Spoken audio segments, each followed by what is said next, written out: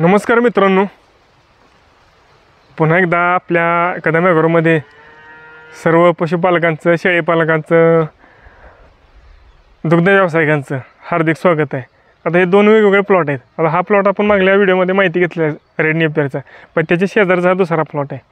अगदी मका cross Napier म्हणा, 4G नेपियर म्हणा किंवा सुपर नेपियर म्हणा, त्याप्रमाणे दिसणारा हा प्लॉट आहे.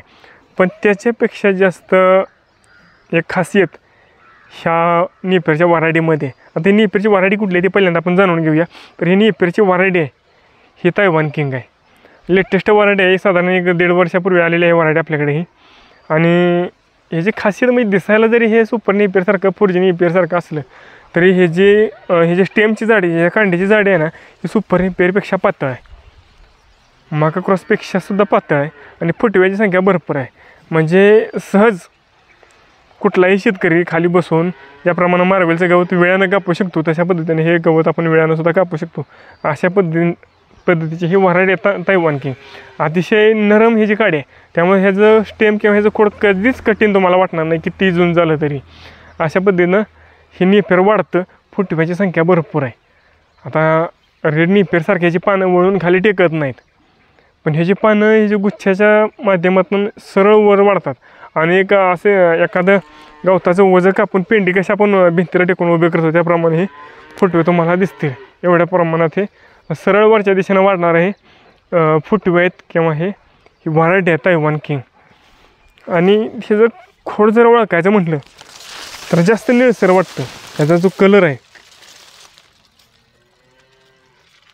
हा कलर दिसतो ना, हा जास्त निळसर बघायला मिळतो. आणि साधारण हे जर एक टीजभर लांबीचे ह्याची कांडी असते स्टेमची, 2 डोळ्यामधलं अंतर. आणि फुटवे संख्या भरपूर, उंची साधारण 8 ते 10 फुटापर्यंत जाते. त्यामुळे गुरांना चारा जास्तीत जास्त उपलब्ध, चाऱ्याची गरज ह्या तायवान किंग नेपियरच्या माध्यमातून होती. आपल्या शेतामध्ये बांधावर लावायला हे सगळं बाकीच्या व्हरायटींच्या सारखंच हे सुद्धा अतिशय उपयुक्त आहे. बांधावर एवढ्यासाठी म्हणतो मी, कारण आजकाल बांधावर शेतकरी झाडं ठेवत नाहीत, गवत ठेवत नाहीत, सरळ तणनाशक वगैरे फवारून टाकतात. पण ते चुकीचं आहे मित्रांनो. ह्या वर्षी जसा पाऊस भरपूर आला, ह्या भरपूर पावसानं पाण्याचा लोड भरपूर आला किंवा पाण्याचे प्रमाण जर जमिनीमध्ये मातीमध्ये जास्त झालं तर आपली शेत वाहून जाण्याची जास्त भीती असते. एकदा जर शेतामधनं माती वाहून गेली तर पुन्हा डोक्याला हात लावून बसण्याशिवाय शेतकऱ्याकडं काहीच उरत नाही. त्यामुळे आपल्या बांधावर जे नैसर्गिकरित्या जी गवतं उगवतात ते आवर्जून ठेवा, झाडं लावा. आणि त्याचबरोबर ज्या ठिकाणी ह्यापैकी काहीच नाही तिथं आवर्जून हे आपल्या नेपियर लावा. हां, आणि तुती लागवडसुद्धा अशी करा. हे बघा, हे अतिशय उत्कृष्ट पद्धतीने एकाखाली एक असे प्लॉटिंग तयार केलेलं आहे. आणि बांधावर गवतं पण ठेवलेली आहेत. आता इथं आपल्या बियाणं विक्रीचा प्लॉट आहे, त्यामुळे एका साईडला फक्त हे बियाणं तोडण्यासाठी, ये जा करण्यासाठी हे फक्त तणनाशक एवढ्याच ठिकाणी मारलेलं आहे. नाहीतर आत कुठल्याही प्रकारचं तणनाशक आपण शेतामध्ये मारत नाही. हे बियाणं तोडायला जागा मोकळी असावी ये जा करण्यासाठी, त्यासाठी इथं फक्त तणनाशक मारलं आहे. बांधाच्या खालच्या बाजूला अशा पद्धतीने हे विवन तुती लावलेली आहे.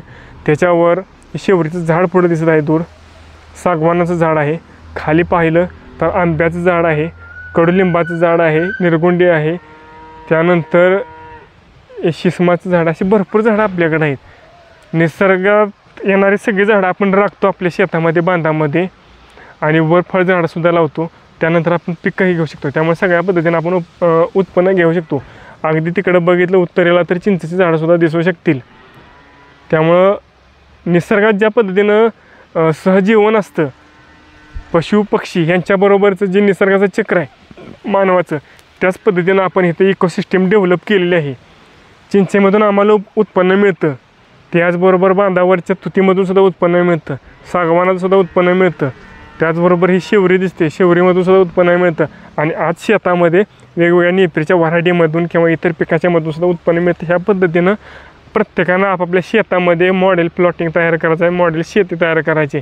व आत आपलं पीक आहे म्हणून बांधावर औषध फवारून बांधावची झाडं घालवायची नाहीत. कारण बांधावर जर झाडं असतील तर आतल्या शेतामधल्या पिकाला थंडीपासून आणि उष्णतेपासूनचा जो शॉक बसतो, फुटव्यांच्या वाढीवर परिणाम होतो, त्यापासून हे झाडं आपलं रक्षण करत असतात. उन्हाळ्यामध्ये वातावरण थंड ठेवण्याचं काम ही झाडं करत असतात. आणि थंडीच्या दिवसात जो जास्त थंडीनं शीतलहर आलेली असते त्यावेळेस पिकाला जो शॉक बसतो, फुटव्यावर परिणाम होतो, वाढीवर परिणाम होतो, त्यापासून वातावरण उबदार ठेवून बांधावरची झाडंच आपल्या पिकांचं रक्षण करत असतात. आणि वादळी वाऱ्यापासून सुद्धा पिकाचं रक्षण ही बांधावरची झाडं करत असतात. त्याचबरोबर बांधावरच्या झाडावर नैसर्गिकरित्या पक्षी बसत असतात, त्यांची घरटी असतात, त्यामुळे तुमच्या पिकावरचं किडीचं नियंत्रण आपोआप नैसर्गिकरित्या ह्या झाडंच करत असतात.